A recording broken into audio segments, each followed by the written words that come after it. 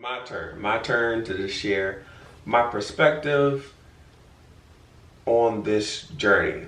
My name is Marcus Roundtree, and this is a very important documentary. And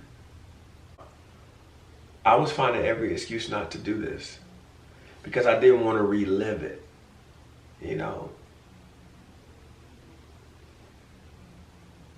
Because you think about when you go through something so traumatic, so challenging as it's been, the last thing you want to do is replay the tapes and go back and watch, oh, this happened, that happened. And I really had to just step back and say, yo, Marcus, this is not about you. There's somebody watching this right now that's alone. They're in the darkest days of this IVF journey. And I don't want you to be alone. I want you to know that there's light on the other side of that darkness. So I want to share my perspective on this journey through IVF. So first, I want to just paint the picture of like how getting the news of knowing that we have to go through IVF and take a step back. So my wife and I, we've been together 10 years. We got married in 2017 in North Carolina. We actually got married in South Carolina, but we're both born and raised in North Carolina. So 2017, we get married. And mind you, when we got married, I was the one who wanted a wedding. My wife didn't want a wedding. I always wanted to have a wedding. I wanted all my family and friends in one room to feel that love in that one room. She wasn't like, oh, I gotta have a kid. Like when we got married in 2017, she was like, if it happens, it happens. But I always wanted to be a dad. Like that was and is the number one goal, like in my life. And even during my speech at our wedding, maybe we can drop that here. I talked about how as a kid, I realized maybe 10 years old, like my mom and dad weren't gonna be together. And I remember walking home from the Boys and Girls Club and saying, you know what? You know, I want to be a family man. I want to be a husband. Like, I want to be there for my kids. I want to have children. And I was like, again, 10, 11 years old when I had that vision, that thought in my mind. So I'm going to come back to that point. So fast forward to 2019. We had been together for a couple of years and was like, we want to start trying. So we started trying in 2019, but a very important part of this is we got married in 2017 in North Carolina. We were living, we moved to Texas, then we moved to Seattle, all within the 18-month span. When we were in Seattle in 2019, we started trying. And so we went through we started 2020 pandemic, challenging for everybody in the world. And we're trying, it's not happening. Then we moved back home to North Carolina and it's not happening. So all 2020, we're trying to have a baby and it's not happening. And that was a tough year. Every time I'm ovulating, we try, and it doesn't happen. And then as you will see, when you're trying to have a baby, everybody else gets pregnant. And you're happy for them, but it's like, okay, God, don't forget about me. And it was just very, very challenging in 2020. Now, fast forward to 2021. I do believe God will put people in your life for a reason, for a season. Shout out to Yasmin. My wife and I, they met, I think on a Bumble app. They were just texting when we were in Seattle, and they just clicked. Never met in person. And just texting, just wisdom. So we get into 2021, and Yaz, who has her own journey, says, hey guys, I think you and your husband, talking to my wife, y'all should just get medically checked out. Just to rule everything out, y'all should get checked out. So we tried for a year, and then my wife sends me a text. I'll never forget. Sends me a text with like a clinic. You need to go here, provide a sample to know your numbers. I like bet. Say less. We're gonna go through this process. Now, mind you, at that time I was 36. I've never broken a bone. I've never I've never been at the hospital a long time. Didn't take a lot of medicine as a kid. Like, I was always in good health. So when she asked me to do this, I was like, okay, boom, provide the sample, you wait a few days. And then I go to get my results. And I get the paper and I'm looking at it. And I started doing research. I started going to like Reddit and different places. And like when you get the results, typically there's a whole breakdown, like how motile or how much movement your sperm has and your whole sperm count and everything. So I get my paper and it's blank. I'm like, well, maybe they made a mistake, or maybe something happened, like what's going on? And it doesn't show any sperm count. And I'm like, what? But then there was one column, it says severe male factor. I didn't know what a male factor was, but I knew severe was not good. So I pick up the phone and I called the nurse and I said, hey, I got my results from providing my sample just to understand more about my sperm count and everything. We're trying to have a baby. And the nurse says, Marcus, there was no sperm present in the sample you provided. And I'm thinking like, what? She said, yeah, there's a severe male factor. We're recommending you to go to a urologist to get more testing, because as of it is right now, you don't have any sperm. And y'all, when I said, okay, she said, we're going to email you Dr. Manish Damani. And we're going to talk more about my OG. He definitely has helped us in this journey. So I hang up the phone, y'all. Now that you know the backdrop, want to be a dad, most important goal in life. And I'm looking at this paper, and the paper is saying it's not possible. And I remember I was in our loft area, and if you go in our loft, you can walk over to the balcony on the second level. And I remember looking at this paper. The paper says, you're not going to be a dad. You're never going to be a dad. And I remember just I could feel like the anxiety, the depression, the weight. How do I tell my wife this? All that starts rushing in like a wave, just rushing in. And I go out and I sit on our balcony.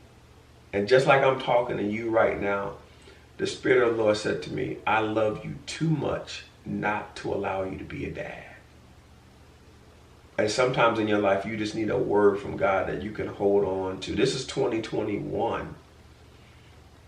And I was like, I heard it. Then said again, I love you too much not to allow you to be a dad. Didn't say how you're going to get there. Didn't say what you're going to have to go through.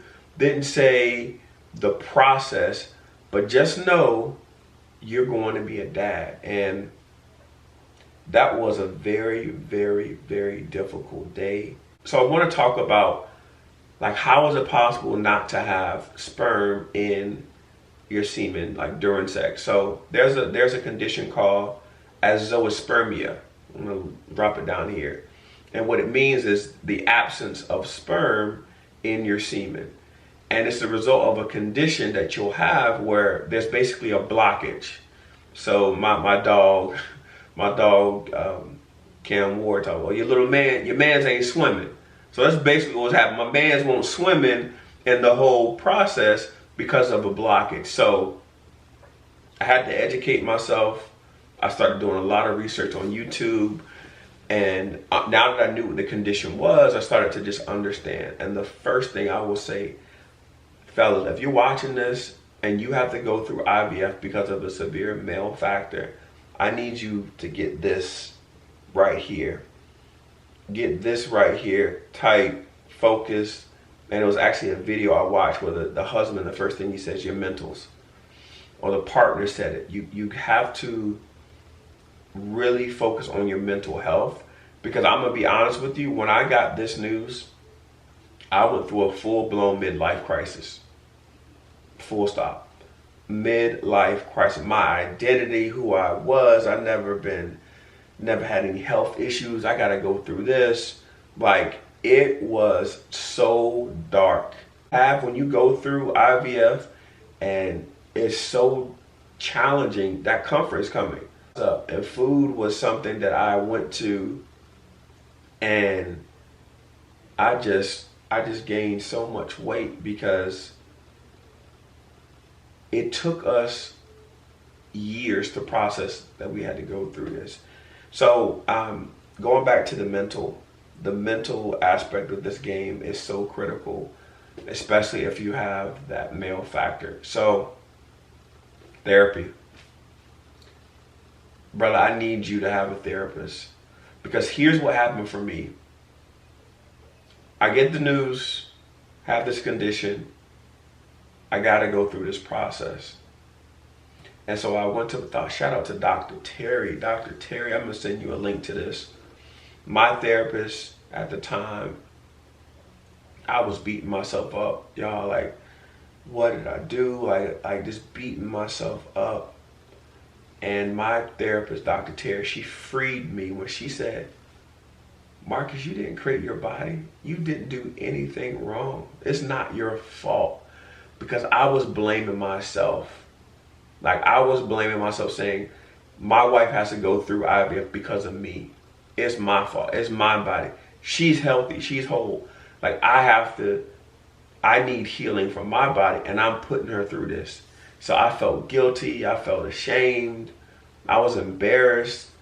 But when my therapist said, Marcus, it's not your fault. God created your body. God knew this was a path you had to take way back in the day.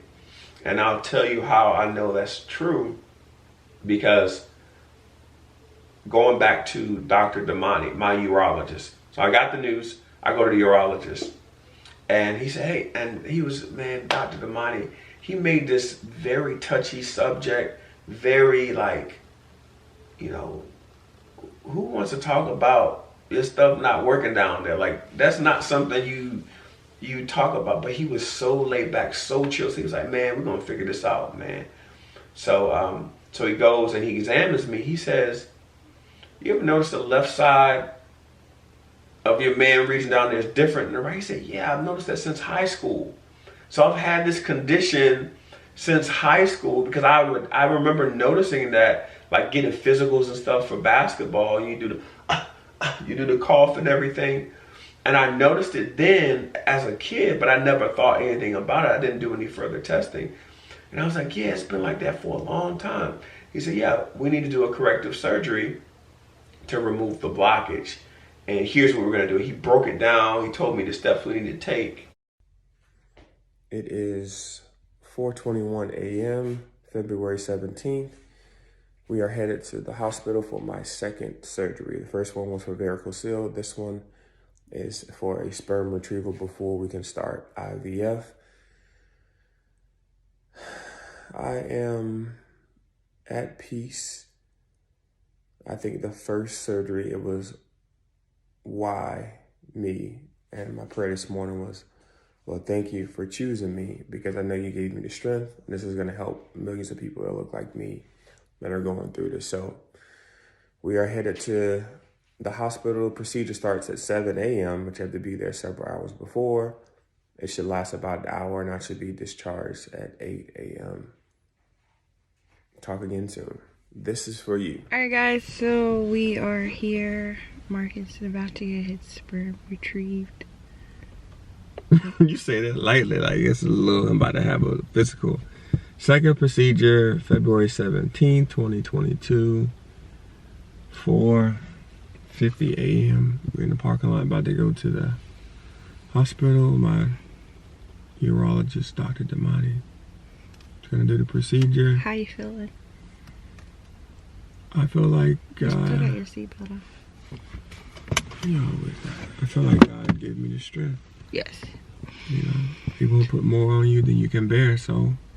I'm tired. It's like 4 in the morning. Like, oh my God. Like, shout out to all the night crew. The nurses, doctors. God bless them. I just don't understand. But yeah, we're here. We're ready.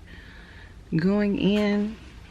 And this is a step before we begin IVF, so big step, big day. So This is for you.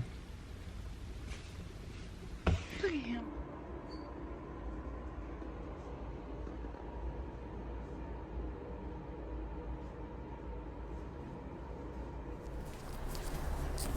All right, guys, I have the babies here.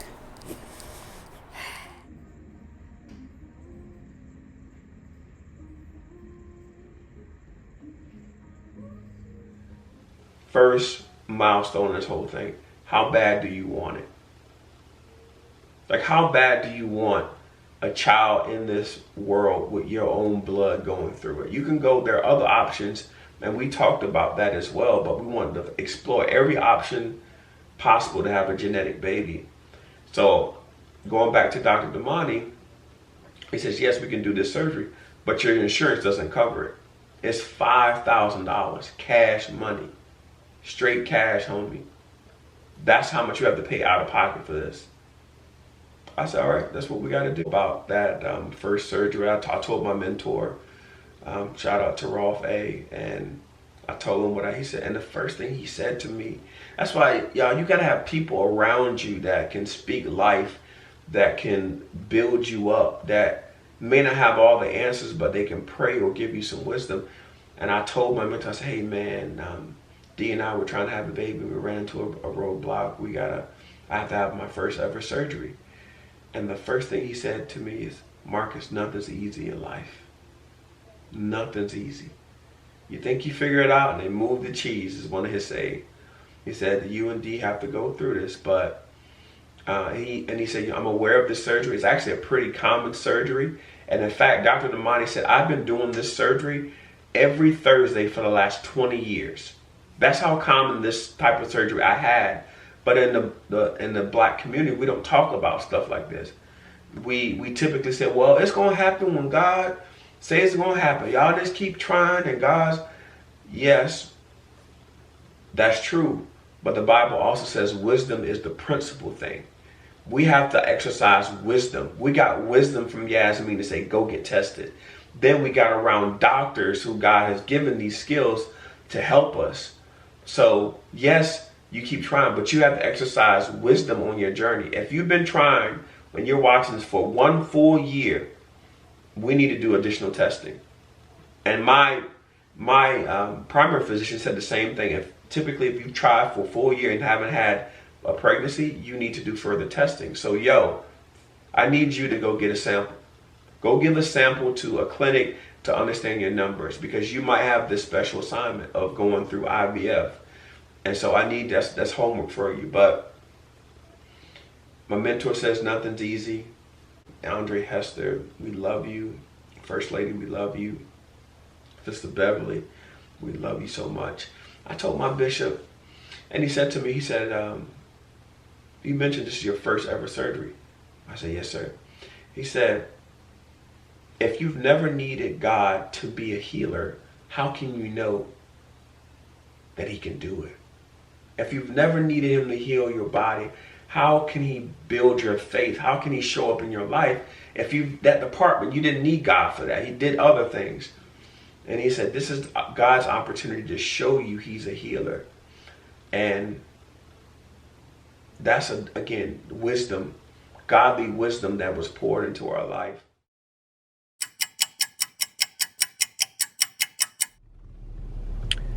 Yes, finally happening. This is the first solo boss cam. This is March 29th, 2023, the day of our transfer. Yes, we made it to this day. And I'm just filled with so many different emotions. We've been on this journey since the end of 2020 when we said, all right, let's start trying. And I just go back to in February, March of 2021, I went to the urologist, provided a sample, and they said, hey, there's a severe male factor. There's something going on that is going to prevent you from having kids. And I remember that day like, me? Like, I've never broken a bone. I've never been to the hospital overnight. I've always been in good health. And to get to 36 years old and you find out that you have a health issue, it's like, it just hit me like a ton of bricks. And I remember sitting there like, man, it's not about the house, the cars, the trips and all that stuff. Doesn't matter. I've always just wanted to be a dad. Like that, if you ask me, what's your #1 goal in life? I want to be a great dad. And I remember looking at that paper and just saying, it's not gonna happen. You know, everything I've been dreaming about is not gonna happen. And in that moment, the Holy Spirit just spoke to me and said, I love you too much to not allow you to be a dad. And throughout the last 2 years, I've been holding on to that word when it's been down and out, when I felt like wanting to give up. We both felt like that. I just remember those words. I love you too much not to allow you to be a dad. So we're here today. Dee is getting acupuncture now before our transfer. I'm chilling, recording this video, and really just want to give hope to the fellas out there, especially if you're doing IVF because of male infertility. You gotta keep your mentals. What did Marshawn Lynch? Your mentals and your chickens. Because for a long time I blamed myself until I went to therapy, point #2. And my therapist broke it down like, you didn't create your body. You didn't do anything wrong. It's not your fault. It's a condition that you've had for years, and just recognize that, you know, when you're ready to have kids. So fellas, go to your urologist ASAP. If you know that your partner is the one and you want to have kids, go ahead and do your part and get checked early and often. I thank God that we got checked and not just did what typically you would do, especially excuse me, in our community. Well, it happened when it's going to happen, and that's true, but you have to exercise wisdom. So I'm thankful for one of our dear friends saying, yo, maybe I should go ahead and medically make sure that everything is good. I know you've been trying for a year now. If we had not listened to that advice, we would have continued to try the last 2 years and say, oh, it's going to happen when it's going to happen. Exercise wisdom. Science is more powerful now than it was back in the day. So please, fellas, go get checked, get your numbers, know where you stand, and start this journey. But as we were leaving the house, it hit me. I was like, yo, this is the last time my wife and I will leave the house, and it'll just be us. And we've been in our home almost 3 years now. We've been getting it exactly the way we wanted. Dee is very, very detail oriented. She'll figure out what she wants, and she'll wait until she finds exactly that. So the house is ready. Every room is furnished. We're ready. We've been expecting. So I just thank God that we're here. I thank God for all the prayers, all the people that were brought into our life for this season. Thankful for our family, and just giving us the strength to make it to this point. And definitely praying for people that are hoping to get here, that are praying that they'll have healthy embryos. We've been there with our first cycle. We did not have healthy embryos. So now to have 2 healthy embryos, and to be able to do our transfer. So I'm excited. Thank you for your prayers. I hope this inspires somebody that we never meet around the world to know that it's going to happen for you too. You just have a different assignment. And going back to that word, I love you too much not to allow you to be a father. Didn't say how. Didn't say how I was going to get there, that this would be a different path, but all that matters is holding my baby. So we're close, and I'll see y'all next time.